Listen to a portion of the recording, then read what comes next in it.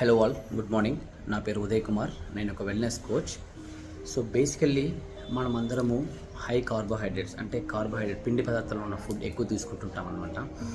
So ఇలా high carbs ఉన్న ఫుడ్ని ఎక్కువ బాడీకి తీసుకోవడం వలన, అంటే మన బాడీకి కావాల్సిన దానికన్నా ఎక్కువ తీసుకోవడం వలన చాలా హెల్త్ ఛాలెంజెస్ వస్తాయి అని తెలిసి కూడా మనం కంట్రోల్ చేయలేకపోతాం.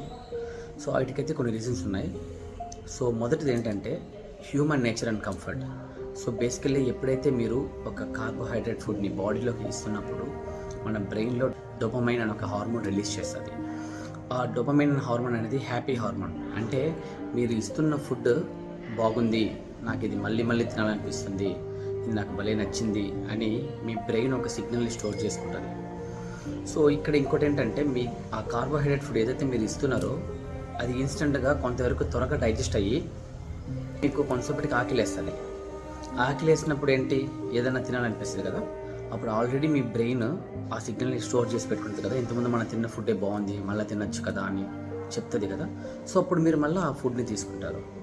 సో ఇలా రిపీటెడ్గా మన బ్రెయిన్ ఒక పాజిటివ్ హ్యాపీనెస్ సిగ్నల్ ఇవ్వడం వల్ల మనం కార్బ్స్ ఉన్న ఫుడ్ని ఎక్కువ ఇష్టపడి తీసుకుంటుంటాం అనమాట. మన బాడీకి కావాల్సిన కార్బోహైడ్రేట్స్ కన్నా ఎక్కువ క్వాంటిటీ ఇవ్వడం వల్ల సో ఫ్యూచర్లో చాలా హెల్త్ ఇష్యూస్ వస్తాయన్నమాట. Thank you.